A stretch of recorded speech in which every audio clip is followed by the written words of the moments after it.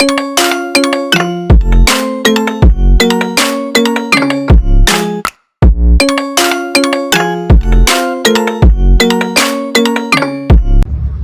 is up, guys? Welcome back to another Jack meet. It is a pretty packed one, plus we got football on tonight as well, so it's definitely gonna get hectic at the exit later on. But we're gonna kick it off straight away with a white S15 over fenders, massive lip on the rear wheels, of course still running SR20. Got the show plate on currently. Sat next to it we have an EP with a half EP trailer. I mean, I've seen this done a lot with Volkswagens, but never seen it done with an EP. So we got a Sierra here, the old school Irish plates, with the old school buckets, got the K's, the Civic launch control in right there. The BBS wheels, this thing looks pretty cool. Got the vented hood as well. This definitely does make your average Ford Ranger look like a toy car. I mean, just look at how big the Ram sits with its chunky flares, chunky tires, and of course, no doubt, a nice V8 under the hood. So we've got a stripped Civic here with yellow bucket seats, the black hood. You see it's in the like turquoisey blue. Got a Mark II Golf GTI. Definitely a personal soft spot for one of these. It's giving me vibes of Need for Speed Underground 2. If you remember, there was an A3 that you could get at pretty much the start of the game, and you know, Neons was like one of the first visual modifications you did, let's be honest. Now, unfortunately, the bonnet isn't popped on this relatively unassuming looking Corsa B, but when it turned up, it was fluttering a turbo away, so this is definitely a wolf in sheep's clothing. Now, it's not uncommon to see Mark 7 GTIs and Rs, but I can honestly say I've never seen one with quite the detailed paintwork. And if this is a wrap, then it's one hell of a wrap, because it looks like paint from where I'm standing right now. Of course, on the lows, on some Porsche wheels as well. It's a nice touch. Pretty sure it's probably on bags. But yeah, that paint job, I mean, I don't even know how you would do that. Well, color wise, I think this RS3 is winning.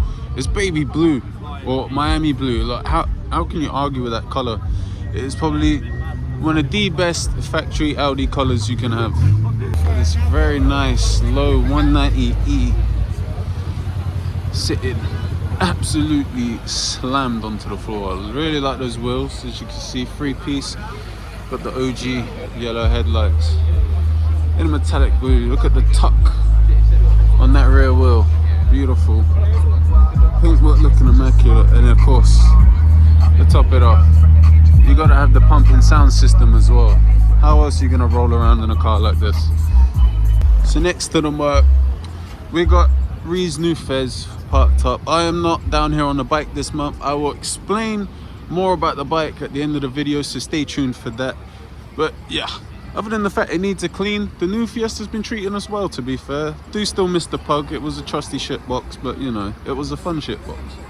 Now, this is my first time actually seeing a new 2-door Defender, and honestly, I prefer it to the 4-door models. And this spec with, of course, all the little adventure off-roading bits, you got the spare on the rear, and it looks like we have a set of Urban Automotive wheels on this bad boy as well. As you see, got the little ladder on the side, got the snorkel as well, and the roof lights. You know what, this spec in 2-door is actually quite nice. I think this is the full urban package, judging by the front end.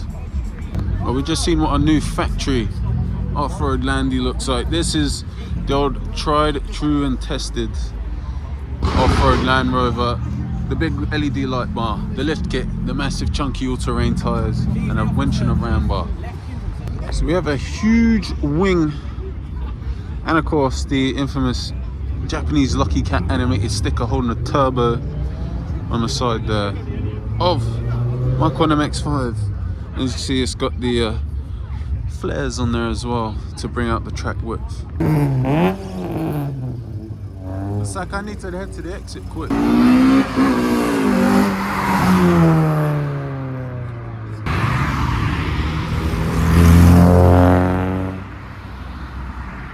Got Belize rolling out now. The Honda Accord Estate leaving. And Belize in the sunny. Looks like we're getting around too. Got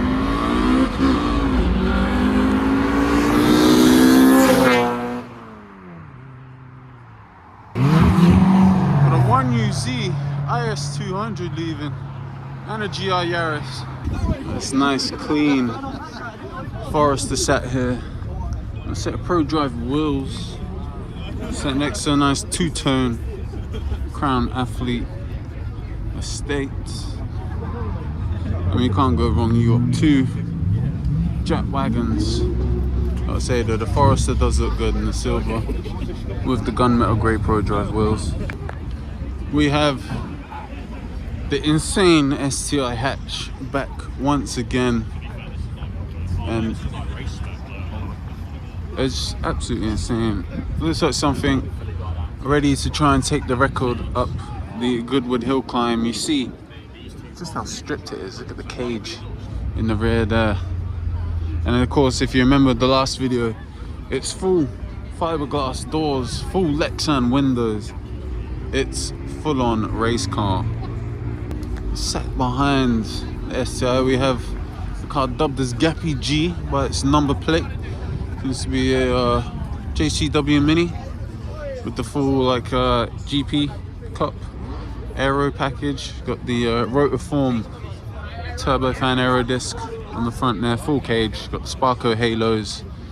Got the little OMP wheel as well. It's proper correct for track stuff. You don't need a big steering wheel for track stuff. So I do quite like the wing, to be fair. It has AirTech cut out of the stands, the diffuser, the massive center exit love heart exhaust. That's absolutely insane. I mean, you've got an insane love heart exhaust, you've got an insane carbon fiber spoiler. It's two different ends of the spectrum. You've got, you know, Brands Hatch and then Goodwood Hill Climb.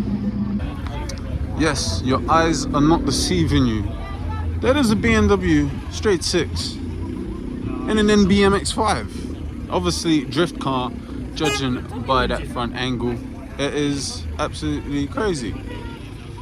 Now I've known people to fit a V8 in one, but you know, that's just the 4 cylinders on 2 sides. It's, you know, but this is an inline 6. I don't even know how they managed to make that fit. Of course, we have AdamC out here once again in his Vertex Edge body kitted JZX100 Toyota Chaser. So here we got a JZA70 Supra. That's right, Mark III Supra, 3-litre turbo, and definitely sounds nice and healthy. A nice set of wheels. Looks like it's about to head out. Pop-ups still working. So it looks like we've got a couple of bikes that have arrived. We've got the regular turboed NBMX5 back once again. Still looking as good as always, but as you can see, there's more dish on the rear. Another white Chaser, looking very nice. I think it's just about to park up. But meanwhile, before we go and look at that, we have this beautiful blue Mark 1 Caddy. It's either owned by someone called Rodney, or the truck, or Ute for you Australians, is called Rodney itself. I'll just peep the interior as well. Oh, we've got the Recaros, we've got a bike making noise over there. Looks like we've got a C63 AMG that's arrived over there as well. Got Mr. EDK with his Evo wagon. I didn't realise it had multicolored underglow on it. There's the Evo 9 and GT wagon, for those of you wondering.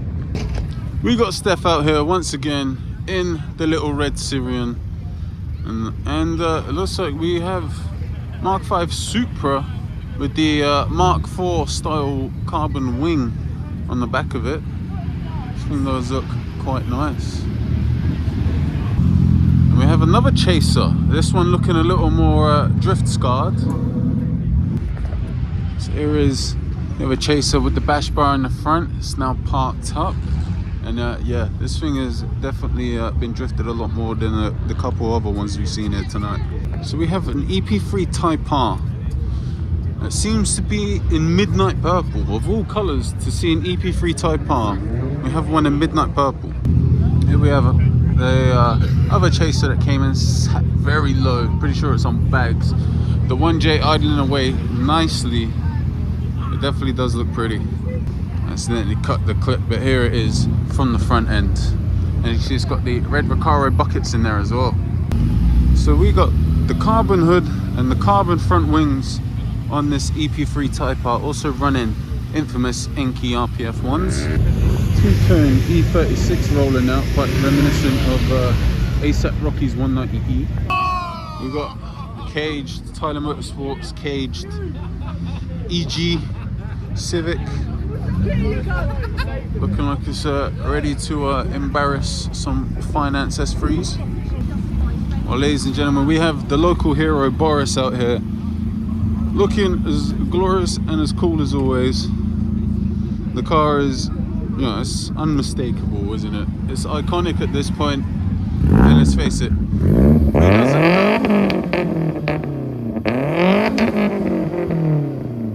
doesn't love a fun project build? Alright, looks like Boris is about to show us a little party trick.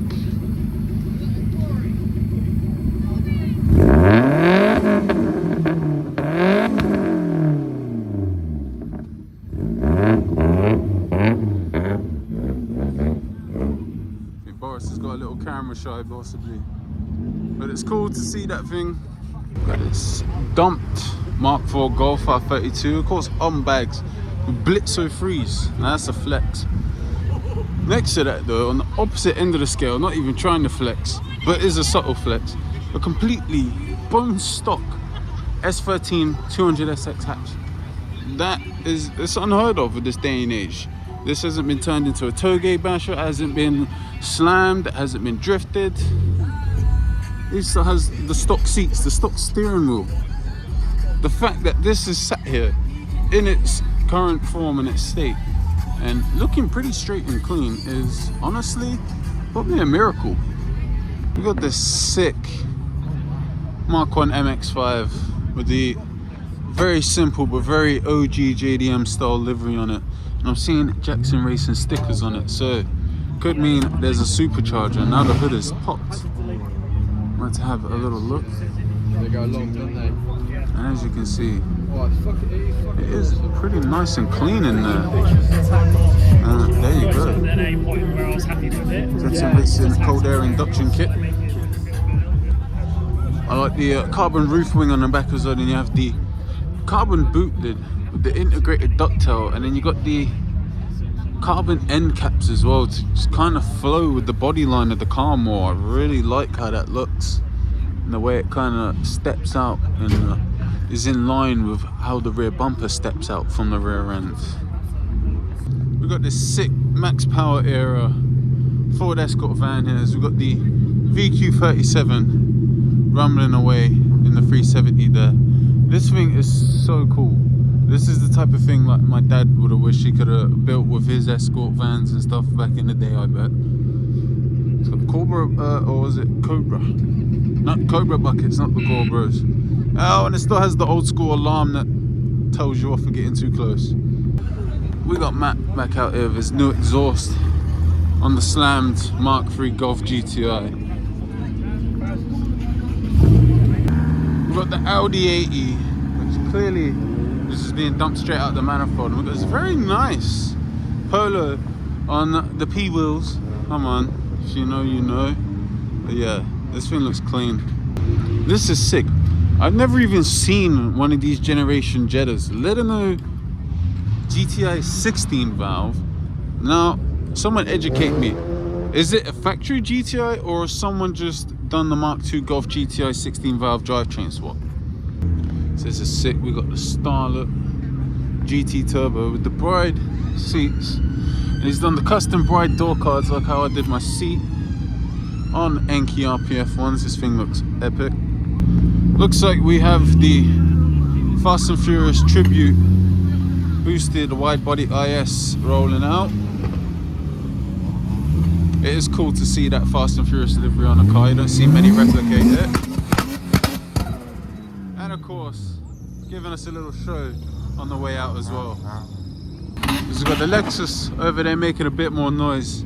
We have the Mark 1 4-door Escort sedan back once again. As also we have the Goldie Orange 350 rolling out. And there is the Golf GTI with the crazy paint job. Looks like the blue MX-5 is now leaving. We've got 370Z revving away. And then we got the Lexus coming back once again. That turbo flutter does sound good though. We got the EP3 with the carbon hood and fenders leaving with the caged EG behind. And of course, the Time Attack Subaru. Looking crazy like always. And we got a little Swift rolling out as well with skulls on the roof. So IS200 kind of rally spec. Then we have a Mercedes-Benz, I think it's an E-Class Ute. Never seen a Mercedes Ute. That's pretty cool. You know what? Let's get a better look at this bed. Let's have a look at the craftsmanship. You know what? It's not bad. It's not bad. It's pretty cool. Still got full leather in the front there though. I like that. Typical friendship prank shenanigans. We've got a bunch of straws shoved into the up. I guess they're trying to blow it up. I've just spotted, casually sat over. I said KFC. TVR Chimera 450 in a nice metallic blue. Can't go wrong. I mean, it's just a British classic now. We got Steph leaving as we do one final hunt to see if there's anything I've missed. We have the bag chaser now departing. Does look good, especially with the D-badge boot. We got the Celica leaving as well. Out just in time to catch Matt leaving in the Mark III. It's very loud now. As of course we have the bike section like always. I just realised it's a slammed and stretched grom on knobblies. That's sick. Everyone usually has, let's face it, relatively stock groms. This is pretty sick to see. Welcome to the exit, and we just caught a couple Leon Coopers rolling out. We've got a winking MX-5. So we've got a IS200 with a ducktail. Looks like we have police van camping up down there on the other side. We got SW20 MR2.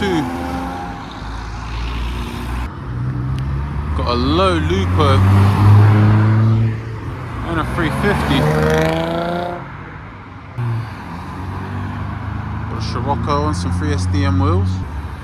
We got a Transit with a lot of lights on it.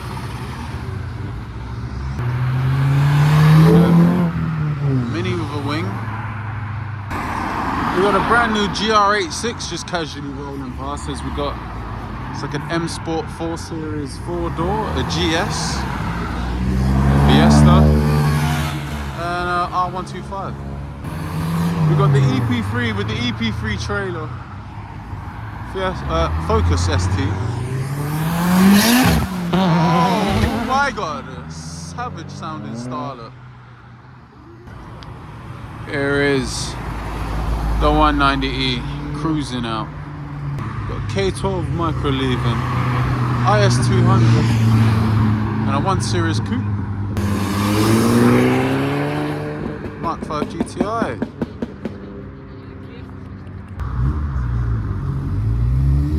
Got a white EP3.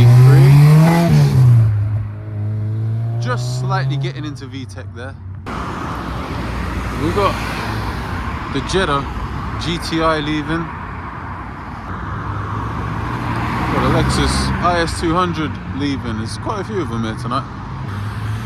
We got the old school Defender leaving. That looks good in gunmetal grey as well. I like that. CBR. Got a loud 1.4 Lupo. VW S1000R just showed up out of nowhere, decided to make some noise. Got a Golf, an RX-8, and the Vtec RS. The number 69 Polo is departing along with a nice superbike. Got the A-Class, the AMG rear wing. Mark 5 GR Supra. Oh, the turbo does sound good. Alright, so let's say we have a full triple camp situation. We have a car set up there, most likely a Fed car. We have the van over there, obviously Fed van, and we have the van there as the FN2 with the Mugen wing leaves. And when I say van, I mean Peugeot estate. Got a gang of bikes being led by a Duke. Couple R125, and I saw a HRC Repsol CBR 125 as well. Got the Octavia VRS. We got the E-Class Ute leaving. It's probably one of the most luxury pickup trucks you can make yourself. As oh, we got a dual tip center exit on the Red C1.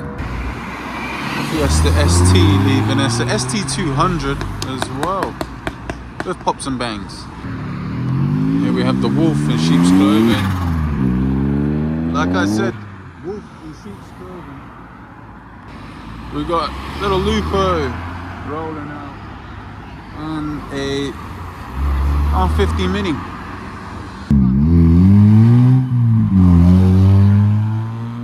RX-8. Well, the police van has moved from there, but we still have the Peugeot set there, and still looks like we have a car set up the top there. So we've got a Civic Coupe leaving, and a Mark 5 GTI, and an S3.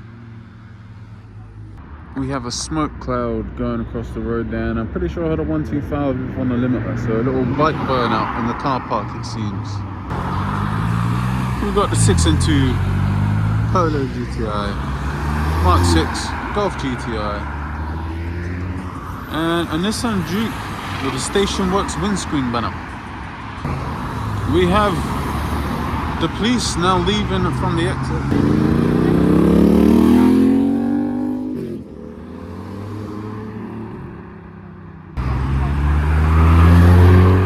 Mark 1 MX-5. As Balaz just rolled back past. We have AdamC